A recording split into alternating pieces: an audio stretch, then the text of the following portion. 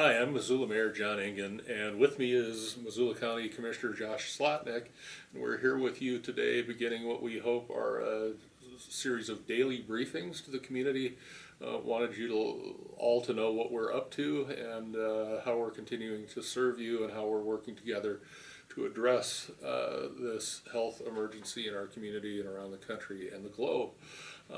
We have been working steadily together. We're meeting currently twice a day with community leaders in morning and afternoon huddles. In addition, the city team and the county teams are meeting on their own, and we're bringing information, opportunities, challenges to the table and trying to resolve those every day. So your local government is really working in cooperation with the University of Montana, with Missoula County Public Schools and other partners to ensure that we weather this crisis with as little disruption as possible.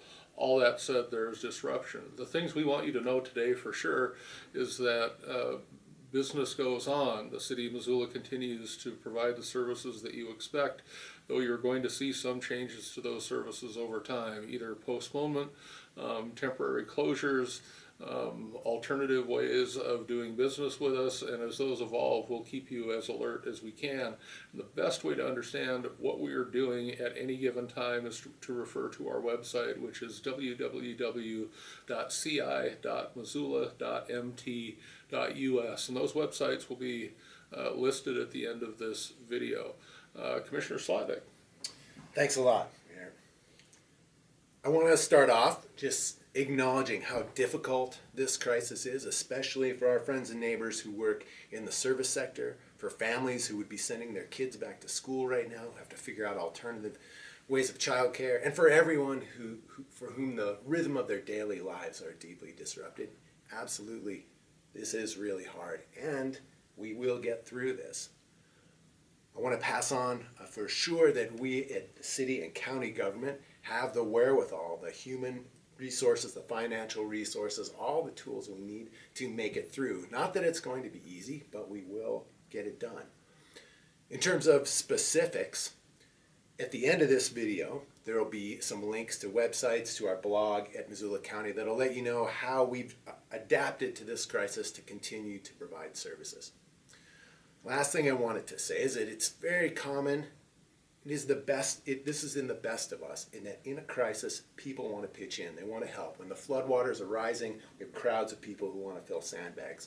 So here are a few things you can do to fill some sandbags because people want to help. First of all, think of the money you would have been spending every day, every week, every month on things like coffee, pastry, and beer, the things that make Missoula spin round and round. Well, the people who are on the receiving end of those commodities are out of work. You could take the money you would have spent in the service sector and get it to United Way, and they will get it to the people who right now are absolutely out of work in the service sector. Other things you can do, the standard social distancing, just like the mayor and I are doing right now with an easy 14 inches in between us. You can reach out to people who are isolated. There are a lot of folks out there who are more alone than you are if you're listening to this. Text them, yell to them across the driveway, send them an email, reach out. This is an opportunity for us to be the best of ourselves. Looks like our federal government may actually be sending out checks. Ask yourself, if you receive one of these, did my paycheck change? Do I really need this? And if you don't, get it to United Way so they can get it to people who really do need it. In terms of social distancing, all the things we do in terms of staying away from each other, not being in large crowds, washing your hands, all these things will have a huge impact in that our major goal here is not to tank our hospital system, not to overrun our healthcare system. So these small things actually do add up. In terms of other small things, don't panic buy. Our domestic supply chains are fully intact. Panic buying just stresses what we have and stresses your bank account as well. Chill on the panic buying. And I'd also like to emphasize that if you are a customer of Missoula Water, you don't need to worry about buying bottled water. Our water supply is safe, it's in public hands, and when you turn on that faucet, you can fully expect to get good, clean Missoula water all day long. So don't waste your money on bottled water unless there's some particular need that you have outside of just having good tap water and water for all of the activities that you need in your home. And lastly, be kind to each other. This is a great opportunity for that more than anything. Commissioner Slotnick is, of course, right about all of that. We're making some specific plans with regard to how we conduct business. For example, city council meetings and meetings of the county commission typically take place with a lot of people in a room, and we're working on ways to mitigate that and provide for that social distancing. You'll be hearing more from us about that.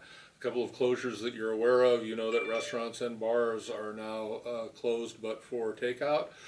As of tomorrow, gymnasiums, private gymnasiums, and movie theaters will be closed as well by order of the health department, again to sort of mitigate that that potential for the disease to spread through social gatherings. Another preemptive step, and we may see more of those as things move forward. Our conversations with our partners are anticipating a couple of challenges in the community. For one thing, kids are out of school, so we're working with our partners at Missoula County Public Schools to make sure that those kiddos have food. We're working with our partners to understand better daycare needs, and particularly daycare needs for essential personnel in hospitals and first responders. We're working towards solutions there.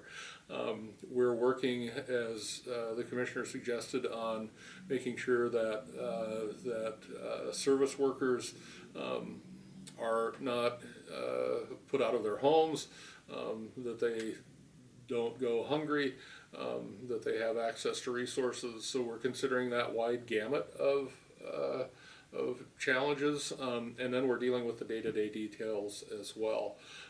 There will be more to report every day, but we wanted to exercise this this option and be able to brief you face to face, let you see who we are and what we're thinking about, and we look forward to our continuing conversations as we weather this storm. Thanks. Thanks. Thank you.